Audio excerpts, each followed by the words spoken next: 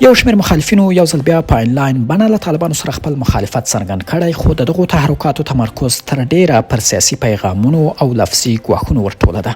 اگر این بار اون مارشالی که میشناسی، اون استاد محققی که میشناسی، اون فرماندهان عزیز دیگه که هنوز زنده هستن میشناسی، اگر وارد میدان با هم عزیزان دیگه ما اگر شدیم، با در اون وقت شما میدونین که توانتان چقدر بلند خواهد بود. د عطا محمد نور څرګندونې داسې مهال مطرح کیږي چې دمګړۍ د طالبانو پر وړاندې په څو جبهو کې جګړه روانه ده.